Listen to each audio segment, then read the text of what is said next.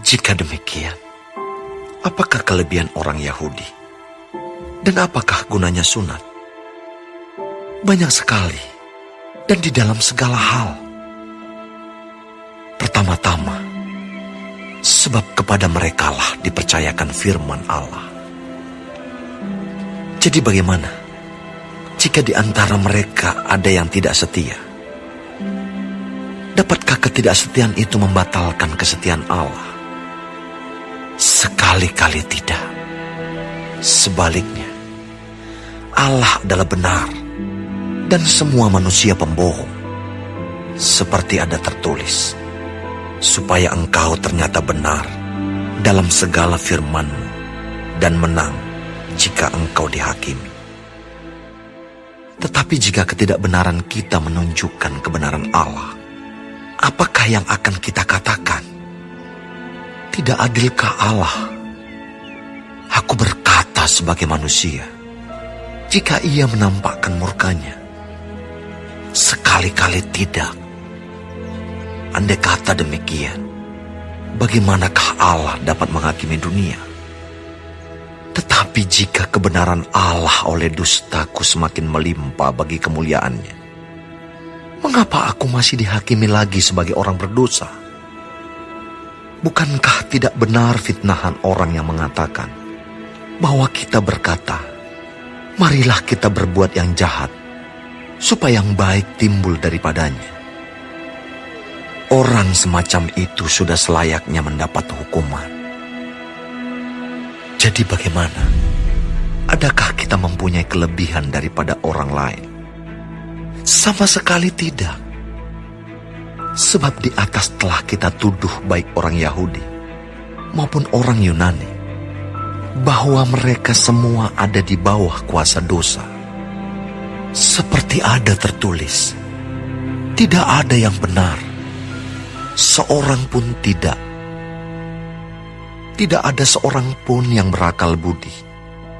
Tidak ada seorang pun yang mencari Allah. Semua orang telah menyeleweng. Mereka semua tidak berguna. Tidak ada yang berbuat baik, seorang pun tidak. Kerongkongan mereka seperti kubur yang ternganga. Lidah mereka merayu-rayu. Bibir mereka mengandung bisa. Mulut mereka penuh dengan sumpah serapah. Kaki mereka cepat untuk menumpahkan darah. Keruntuhan dan kebinasaan mereka tinggalkan di jalan mereka. Dan jalan damai tidak mereka kenal. Rasa takut kepada Allah tidak ada pada orang itu. Tetapi kita tahu bahwa segala sesuatu yang tercantum dalam kitab Taurat ditujukan kepada mereka yang hidup di bawah hukum Taurat, supaya tersumbat setiap mulut dan seluruh dunia jatuh ke bawah hukuman Allah. Sebab tidak seorang pun yang dapat dibenarkan di hadapan Allah oleh karena melakukan hukum Taurat. Karena justru oleh hukum Taurat, orang mengenal dosa. Tetapi sekarang, tanpa hukum Taurat, kebenaran Allah telah dinyatakan. Seperti yang disaksikan dalam kitab Taurat dan kitab-kitab para nabi, yaitu kebenaran Allah karena iman dalam Yesus Kristus bagi semua orang yang percaya, sebab tidak ada perbedaan. Karena semua orang telah berbuat dosa dan telah kehilangan kemuliaan Allah, dan oleh kasih karunia telah dibenarkan dengan cuma-cuma karena penebusan dalam Kristus Yesus.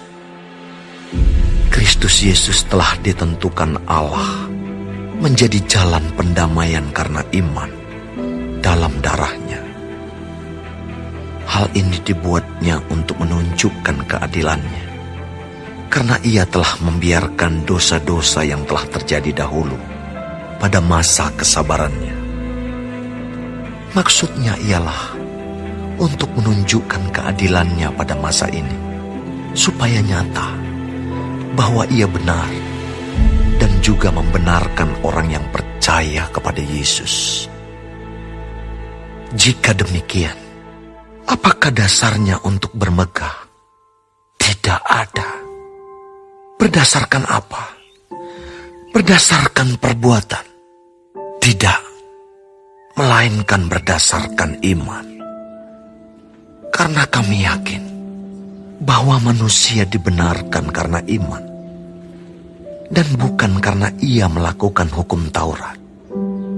Atau adakah Allah hanya Allah orang Yahudi saja? Bukankah ia juga adalah Allah bangsa-bangsa lain? Ya, benar, ia juga adalah Allah bangsa-bangsa lain. Artinya, kalau ada satu Allah yang akan membenarkan baik orang-orang bersunat karena iman, maupun orang-orang tak bersunat juga karena iman.